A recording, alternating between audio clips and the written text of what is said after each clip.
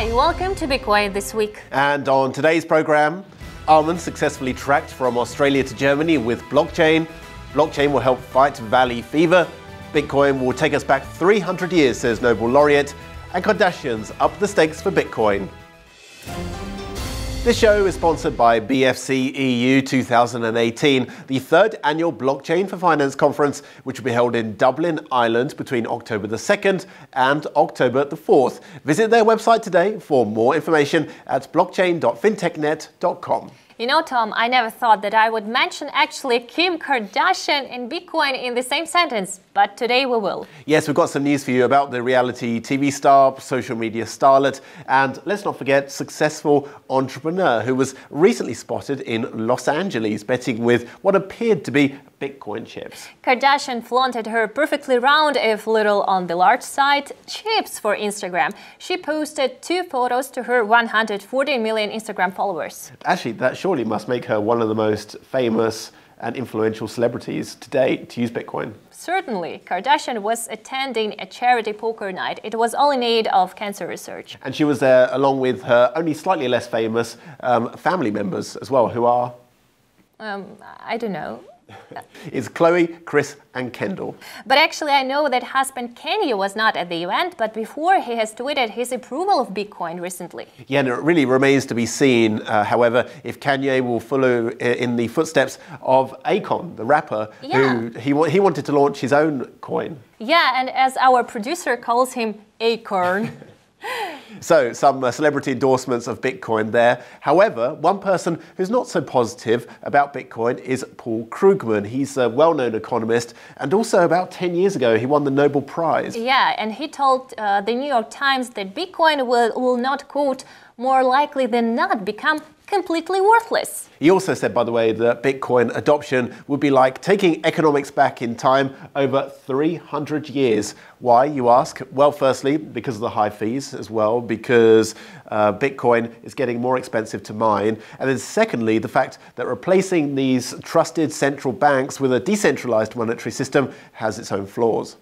The Nobel Laureate's article outlines the history of money, from the days of gold coins to the growth of paper money tethered to gold to today's fiat money systems. Yes, and he was also questioning why the current cashless economy that we're so used to should be changed if it's already cheap and effective, although actually that's a statement that other people might disagree with. Paul Krugman says that the only people who benefit from Bitcoin are the same that stockpile cash, mainly criminals. Yeah, but really his biggest gripe is Bitcoin's lack of tethering. Yeah, that's true, because the currency has no real-world value and only accrues value through speculation.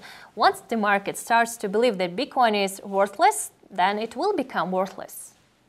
So on to other news, and valley fever, an endemic fungal infection prevalent in desert regions, seems to be, you could say, an unlikely beneficiary of blockchain technology. Congressman McCarthy believes that collecting private data on the spread of the disease while simultaneously protecting the privacy of patients is vital. Yes, so let's give you a bit of background to this. McCarthy is the main sponsor of the bipartisan Forward Act. I'll read you part of his official statement now. He said, "One day, valley fever will join the ranks of polio or smallpox, a relic of the past that has been eradicated through the ingenuity and hard work of the men and women who are dedicated to finding better treatments and ultimately a vaccine." Part of that ingenuity is blockchain, which fellow Congressman David Schwickert said, quote, should become the future of medical research. But it really appears that it's not just the medical sector that could benefit from blockchain, but also logistics as well. Why? Well, recently, 17 tons of almonds were shipped and tracked from Victoria on the coast of Australia to Frankfurt in Germany using a new blockchain platform. The Commonwealth Bank of Australia said in a statement that the success of the experiment, quote, brought to life the idea of a modern global supply chain that is agile, efficient and transparent. So how did it work? Well, all the cumbersome paperwork usually associated with these international shipments and transportation was instead put on the blockchain. Then there was the Internet of Things devices that were used to monitor such things as the temperature and humidity conditions within the container itself. The blockchain platform helped ensure the smooth passage of the almonds while also providing a greater level of transparency to the logistics process. Yes, all in all, a successful project. Now, it's hoped that blockchain will eliminate costly and time-consuming global logistics inefficiencies to help enhance security and traceability for food and other products. Bitcoin suffered losses last week after a fortnight of gains, indicating perhaps that whispers about the return of the bull market are premature. Yes, last Monday, trading opened at $8,221 before losing ground and closing at $8,180.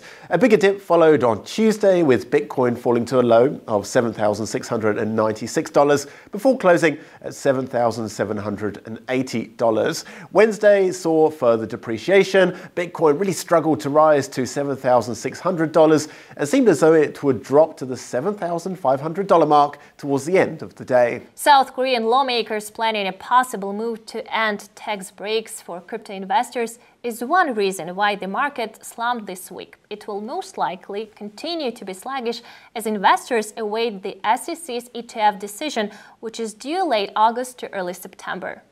And that's all we have for Bitcoin this week. I'm Tom Bell. I'm Maria Wowchuk. Don't forget to subscribe for more. And see you next time.